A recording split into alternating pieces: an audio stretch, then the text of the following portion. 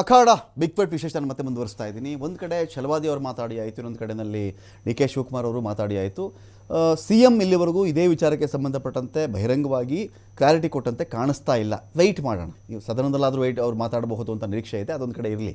ಇದರ ಆಚೆಗೆ ಕುಮಾರಸ್ವಾಮಿ ಅವರು ಒಂದು ಮಾತಾಡಿದ್ರು, ಎಚ್ ಡಿ ಕುಮಾರಸ್ವಾಮಿ ಅವರು ಮಾತಾಡಿದ್ದಾರೆ. ಅವ್ರು ಏನು ಮಾತಾಡಿದ್ರು ಕೇಳೋಣ. ನಾನು ಅದನ್ನು 5-6 ವರ್ಷದ ಹಿಂದೆನೇ ತಗೊಂಡಿದ್ದೆ ಅಂತೇಳಿ ಬೇಕಾದರೆ ನೀವು ಚೆಕ್ ಮಾಡ್ಕೊಳ್ಳಿ. ನಾನು ಅಫಿಡಿವಿಟ್ ಕೊಟ್ಟಿದ್ದೀನಿ ಎಲೆಕ್ಷನ್ಗೆ, ನಾನು ಅಫಿಡಿವಿಟ್ ತಂದಿದ್ದೀನಪ್ಪ. ಅವರು ಎಷ್ಟು ಲಕ್ಷದ ವಾಚ್ ಕಟ್ಟಿದ್ದಾರೆ ಅನ್ನೋದು ಮುಖ್ಯ ಅಲ್ಲ, ಆ ವಾಚನ್ನು ಯಾವ ರೀತಿ ತಗೊಂಡ್ರು ಅಂತಕ್ಕಂಥ ಮುಖ್ಯ ಅಲ್ಲ ಅಷ್ಟೇ. ದುಡಿಮೆ ಮಾಡಿ ತಗೊಂಡಿದ್ರೆ ಅದಕ್ಕೆ ನಾವು ಕಾಮೆಂಟ್ಸ್ ಮಾಡೋಕ್ಕಾಯ್ತದ? ಪ್ರಶ್ನೆ ಇರೋದು ಯಾವ್ಯಾವ ರೀತಿಯಲ್ಲಿ ವಾಚನ್ನು ತಗೊಂಡಿರ್ತಾರೆ ಅಂತಕ್ಕಂಥದ್ದು ಮುಖ್ಯ ಅಲ್ಲ, ಅದಷ್ಟೇ. ಅವರು ಎಷ್ಟು ಲಕ್ಷದ ವಾಚ್ ಕಟ್ಟಿದ್ದಾರೆ ಅನ್ನೋದು ಮುಖ್ಯ ಅಲ್ಲ, ಆ ವಾಚನ್ನು ಯಾವ ರೀತಿ ತಗೊಂಡ್ರು ಅಂತಕ್ಕಂಥ ಮುಖ್ಯ ಅಲ್ಲ ಅಷ್ಟೇ. ದುಡಿಮೆ ಮಾಡಿ ತಗೊಂಡಿದ್ರೆ ಅದಕ್ಕೆ ನಾವು ಕಾಮೆಂಟ್ಸ್ ಮಾಡೋಕ್ಕಾಯ್ತದ? ಪ್ರಶ್ನೆ ಇರೋದು ಯಾವ್ಯಾವ ರೀತಿಯಲ್ಲಿ ವಾಚನ್ನು ತಗೊಂಡಿರ್ತಾರೆ ಅಂತಕ್ಕಂಥದ್ದು ಮುಖ್ಯ ಅಲ್ಲ. ಅವ್ರಿಗೇನು ಗೊತ್ತು, ಅವ್ರಿಗೇನು ಗೊತ್ತು ಅಂತ. ನನ್ನ ಅಫಿಡವಿಟ್ ನನಗೆ ಗೊತ್ತು, ನಾನು ಕಾಸು ಕೊಟ್ಟಿರೋದು ನನಗೆ ಗೊತ್ತು, ನನ್ನ ಕ್ರೆಡಿಟ್ ಕಾರ್ಡ್ ಬಳಸಿರೋದು ನನಗೆ ಗೊತ್ತು, ಎಲ್ಲ ಗೊತ್ತು. ನಾನು ಅಷ್ಟು ಟ್ರಾನ್ಸ್ಪರೆಂಟಾಗಿ ಹೇಳಿದ್ದೀನಿ. ರೋಲೆಕ್ಸ್ ವಾಚು ನನ್ನ ಹತ್ತಿರೋದು ಹೇಳಿದ್ದೀನಿ, ಆಯ್ತಾ? ಈ ನನ್ನ ಕೈಯಲ್ಲಿ ಕಟ್ಟಿರೋ ವಾಚು ಹೇಳಿದ್ದೀನಿ. ನಾನೇನು ಅವ್ರು ನಾರಾಯಣ ಸ್ವಾಮಿ ಅಂತ ನಾನೇನು ಕಲಿಬೇಕಾದಿಲ್ಲ.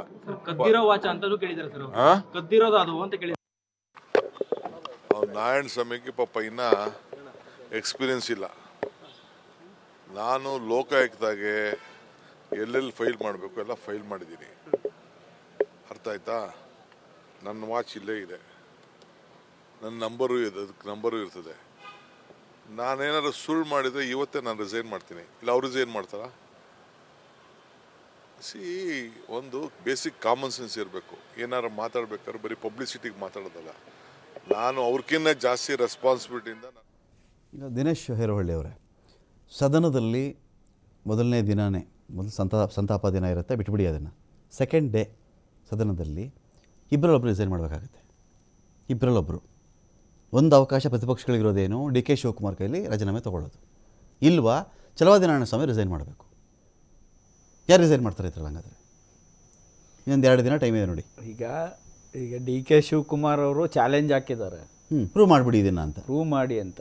ಬಟ್ ಇವರು ಅದನ್ನ ಯಾವ ರೀತಿ ತಗೊಳ್ತಾರೆ ಅನ್ನೋದು ಇಂಪಾರ್ಟೆಂಟ್. ಕಂಪ್ಲೇಂಟ್ ಮಾಡಿಲ್ವಲ್ಲ ಇವರು, ರನ್ ಆಗೋ ಥರ ಆಗಬಾರ್ದು. ಈಗ ಛಲವಾದಿ ನಾರಾಯಣ ಸ್ವಾಮಿ ಅವರು ಏನು ಹೇಳಿದ್ದಾರೆ ಅದಕ್ಕೆ ಅವರು ಭದ್ರ ಆಗಬೇಕಾಗತ್ತೆ. ಇಲ್ಲ ಆರೋಪ ಮಾಡೋಕ್ಕೆ ಮುಂಚೆ ಅವ್ರು ಕೇಳಬೇಕಿತ್ತು ಯಾವ ಮೂಲದಲ್ಲಿ ಬಂತು ಅಂತ. ಈಗ ಎಚ್ ಡಿ ಕುಮಾರಸ್ವಾಮಿ ಅವರು ಹೇಳಿದ್ರು ಯಾವ ಮೂಲದಲ್ಲಿ ಬಂತು, ಯಾರು ಎಷ್ಟು ಲಕ್ಷ ತಗೊಳ್ಳಿ, ಮೂಲ ತೋರಿಸ್ಬೇಕು. ಅದನ್ನ ಈಗ ಆಲ್ರೆಡಿ ಡಿಕ್ಲೇರ್ ಆಗಿದೆ. ಬಟ್ ಇವತ್ತು ನಾವು ಹೇಳ್ತಾ ಇರೋದು ಸೆಷನಲ್ಲಿ ಏನಾಗಬೇಕು, ಇದನ್ನೇ ಕಚ್ಚಾಡ್ಕೊಂಡು ಜನರು ದುಡ್ಡನ್ನ ಇವತ್ತು 21 ಕೋಟಿ ಏನೋ ಅದಕ್ಕೆ ಸೆಷನ್ಗೆ ಮಾಡ್ತಾ ಇದ್ದಾರೆ. 21 ಕೋಟಿ. ಆಮೇಲೆ ಇನ್ನೊಂದೇನು, ಸಭಾಧ್ಯಕ್ಷರ ಪೀಠಕ್ಕೆ 50 ಲಕ್ಷ ಅಂತೆ. ಅಲ್ಲ ಸ್ವಾಮಿ, ಸಭಾಧ್ಯಕ್ಷರು ಕೂತ್ಕೊಳ್ಳೋದಕ್ಕೆ 50 ಲಕ್ಷ ಏನು ಮಾಡಕ್ಕೆ ಖರ್ಚು ಮಾಡ್ತೀರ್ರಿ? ಇವತ್ತು ಜನರಿಗೆ ಕಾಂಟ್ರಾಕ್ಟ್ ಬೇಸಿಸ್ ಅಲ್ಲಿ ಇರೋರಿಗೆ ಸಂಬಳ ಕೊಡೋಕೆ ದುಡ್ಡಿಲ್ಲ ಅವ್ರ ಹತ್ರ. ಸಭಾಧ್ಯಕ್ಷರ ಪೀಠಕ್ಕೆ 50 ಲಕ್ಷ ಬೇಕಾ ನಾನು ಹೇಳೋದು? ಮತ್ತೆ ಇವರು ಇವತ್ತು ಮಹದಾಯಿ ಬಗ್ಗೆ ಮಾತಾಡಲ್ಲ, ಮೇಕೆದಾಟು ಬಗ್ಗೆ ಮಾತಾಡಲ್ಲ, ಇವತ್ತು ಕೆರೆಗಳು ಅಭಿವೃದ್ಧಿ ಬಗ್ಗೆ ಮಾತಾಡ್ತಾ ಇಲ್ಲ. ಇವತ್ತು ಬೆಂಗಳೂರು ಸುತ್ತಮುತ್ತ ಬೋರ್ವೆಲ್ಗಳಲ್ಲಿ ಯುರೇನಿಯಂ ಕಂಟೆಂಟು ಮೊನ್ನೆ ರಿಪೋರ್ಟ್ ಬಂದಿದೆ, ಯುರೇನಿಯಂ ಕಂಟೆಂಟ್ ಬರ್ತಾ ಇದೆ ಅನ್ನೋದು ಬರ್ತಾ ಇದೆ. ಅಂದ್ರೆ ಪರಿಸರ ಹಾನಿ ಬಗ್ಗೆ ಮಾತಾಡಲ್ಲ, ರೈತರ ಸಮಸ್ಯೆ ಬಗ್ಗೆ ಮಾತಾಡಲ್ಲ, MSP ಬಗ್ಗೆ ಮಾತಾಡಲ್ಲ. ಭ್ರಷ್ಟಾಚಾರ ತುಂಬಿ ತುಳುಕ್ತಾ ಇದೆ ಪ್ರತಿ ಇಲಾಖೆಯಲ್ಲಿ. ಈಗ ಪೊಲೀಸ್ ಇಲಾಖೆನಲ್ಲೇ ವರ್ಗಾವಣೆ ನೀತಿ ತರಬೇಕು. ಜಿ ಪರಮೇಶ್ವರ್ ಅವ್ರು ಹೇಳ್ತಾರೆ ನಾನು ಲಂಚ ಇಸ್ಕೊಳ್ಳಲ್ಲ. ಅಲ್ಲಪ್ಪ, ನೀವು ಲಂಚ ಇಸ್ಕೊಳ್ಳೋದು ಲೆಕ್ಕ ಅಲ್ಲ ನಾನು ಹೇಳ್ತಾ ಇರೋದು. ಹಂಗಾದ್ರೆ ಕೌನ್ಸಿಲಿಂಗ್ ತಗೊಬನ್ನಿ. ಈಗ ಯಾರು ಪ್ರಿಯಾಂಕಾ ಖರ್ಗೆ ಅವರು, ನಾವು ಆಪಾದನೆ ಮಾಡ್ದೋ PDOಗಳು ವರ್ಗಾವಣೆಯಲ್ಲಿ ಅವ್ರಿಗೆ ತೊಂದರೆ ಆಗ್ತಾ ಇದೆ ಅಂತ, ಕೌನ್ಸಿಲಿಂಗ್ ತಂದ್ರು ಅವರು. ಆತರ ಇವರು ಚಾಲೆಂಜ್ ತಗೊಂಡು ಪೊಲೀಸ್ ಕೌನ್ಸಿಲಿಂಗ್ ತಗೊಬನ್ನಿ. ಇದನ್ನ ಮಾಡೋದಕ್ಕೆ ಯಾಕೆ ಮೀನಾಮೇಷ ಯಾರು ರಾಜೀನಾಮೆ ಕೊಡಿಸ್ತೀರಾ? ಯಾರು ನಿಮ್ಮ ಕಡೆ ಕೊಡ್ತಾರಾ? ಈಗ ಅವ್ರು ಡಿ ಕೆ ಶಿ ಅವ್ರ ಕೈಲಿ ಕೊಡಿಸ್ತೀರಾ? ಬೆಳಗಾವಿ ಅವ್ರು ಚಾಲೆಂಜ್ ಹಾಕಿದ್ದಾರೆ, ಇದುವರೆಗೂ ಉತ್ತರ ಇಲ್ಲ ಛಲವಾದಿ ನಾರಾಯಣ ಸ್ವಾಮಿ ಅವ್ರ ಕಡೆಯಿಂದ. ಹೌದಪ್ಪ, ನಾನು ಪ್ರೂವ್ ಮಾಡಿಲ್ಲ ಅಂದರೆ ನಾನು ರಾಜೀನಾಮೆ ಕೊಡ್ತೀನಿ.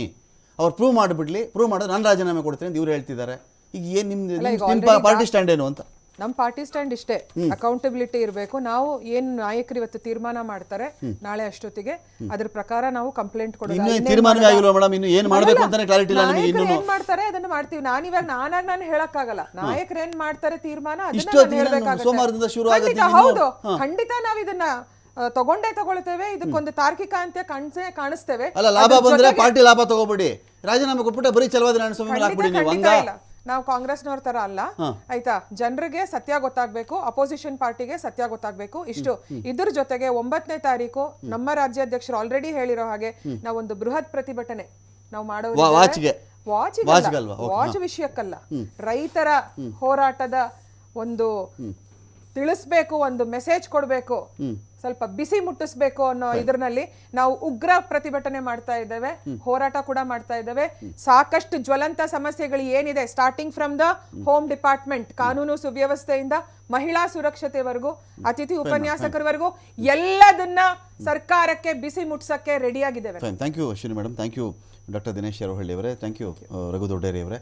ನೋಡೋಣ, ಈ ಒಂದು ವಾಚ್ ವಿಚಾರಕ್ಕೆ ಸಂಬಂಧಪಟ್ಟಂತೆ ಲಾಜಿಕಲ್ ಎಂಡ್ ಬೇಕು ನಮಗೆ. At the same time watch ಸಮಸ್ಯೆ ಒಂದು ಕಡೆ ಆದರೆ ಅದನ್ನು ಮೀರಿಸುವಂತಹ ತುರ್ತು ಜ್ವಲಂತ ಸಮಸ್ಯೆಗಳು ಅನೇಕವಿವೆ. ಈ ಸಮಸ್ಯೆಗಳ ಕಡೆಗೆ ಮೊದಲು ಗಮನ ಕೊಡಲಿ.